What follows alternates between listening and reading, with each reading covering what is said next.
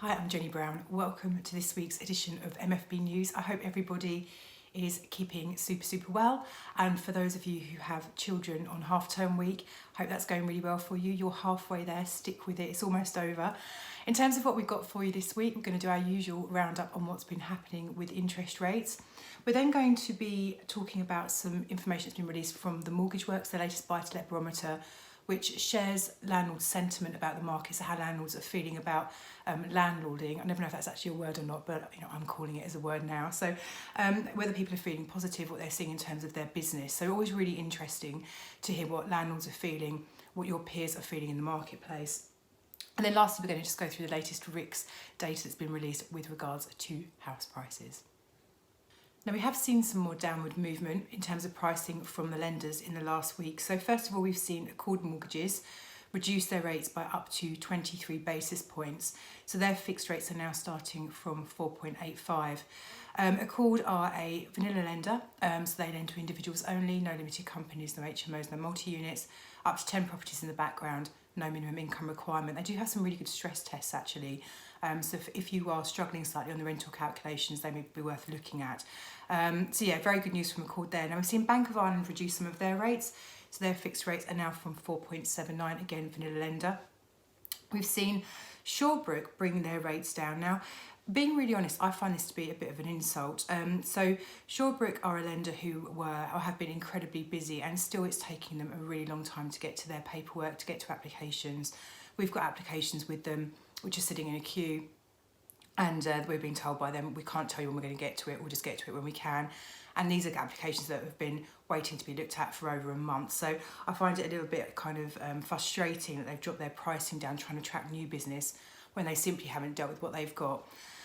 Having said that, Shawbrook are a really specialist lender. They do some really great things. So I suppose the good news is that if you have time on your hands and you can afford to wait, then actually, and Shawbrook are the right lender for you, then it's great to see that the pricing's come down. So their rates are now from 5.99. Shawbrook are a what I would call a commercial lender that does a bit of buy-to-let. So they're very good at large HMOs, large multi-units, complex company structures, people with really large portfolios, that kind of stuff. Now, we've also seen Metro Bank make some reductions to their rates, so theirs are now starting from 4.99%. Metro, again, very vanilla lender. They're not even looking for portfolio landlords, they only want people with 3 or less mortgage properties in the background, but interesting nonetheless to see that their rates have eased off. We've seen the mortgage lender reduce their rates. Their fixed rate pricing is now from 4.84%, but guys, watch the fees on these. The fees are huge. Mortgage lender, specialist lender, multi-units, limited companies, HMOs, that kind of stuff. We've also seen Capital Home Loans reduce their pricing. So what they've said is that their individual and limited company pricing, so on standard properties, is now from 5.37, HMO rates from 5.42, and their short let proposition is from 5.57.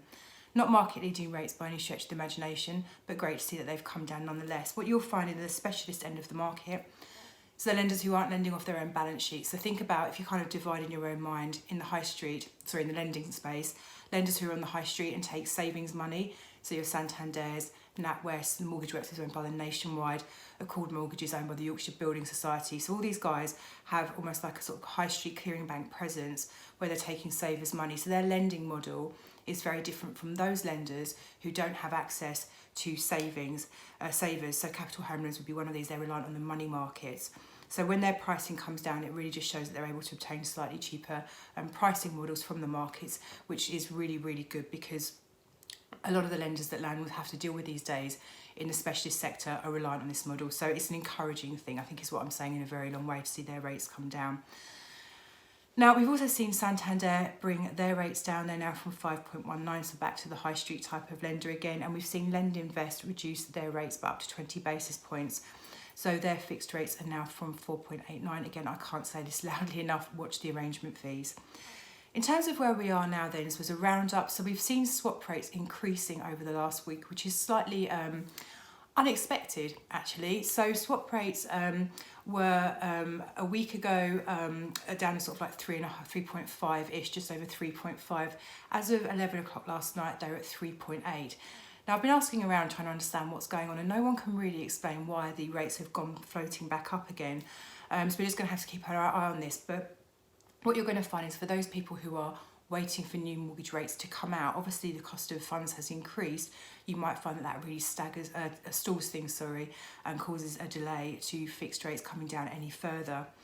Now, in terms of pricing, where are we in the market? So, personal borrowing, straightforward properties, your 2-year fixed rates are from 3.99. Your 5 years are from 4.39 and your variable rates are from 4.09. Those of you who are considering a variable rate, just keep in mind that there is still very much an expectation of a further 0.5% increase before things cap out. Limited company pricing, 2-year fixes from 4.39. 5 years, 4.29 with a 7% fee. Net cost, if you look at the interest and the arrangement fee, is 5.79. I prefer this one, 4.99 5-year fix with a 2.5% fee, which gives you an actual interest rate of 5.49. Again, just those arrangement fees can be incredibly high. They're great for getting an interest rate which is lower, giving you better cash flow and potentially allowing you to borrow more, but in the round these rates aren't always actually the most competitive. Variable rate pricing in the limited company space from 4.49.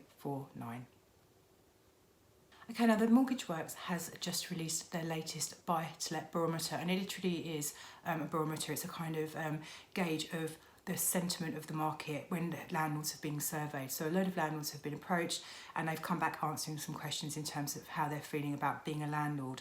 And the results have been very interesting. Now, the first thing to say here is that this is, the results are covering Q4 of 2022. So it is slightly out of date. However, I don't think much has changed, to be honest with you, in terms of the market. So I suspect that if they were to run another barometer right this second, you'd find the results to be very similar. So the first thing is that 65% of landlords are saying that tenant demand has increased, and only 1% of landlords have reported a decrease in tenant demand. So that's really, really positive for landlords. And what they also go on to say is that the number of landlords feeling upbeat about prospects for capital gains and yields has fallen year on year. So those feeling upbeat for the prospect of capital gains for the coming year was 48%. It's now 22%, so it's over halved. One can only assume that this has been impacted by the prediction of house prices plateauing and even coming down over the next 12 months. So that's probably why these guys are speculating or feeling this way.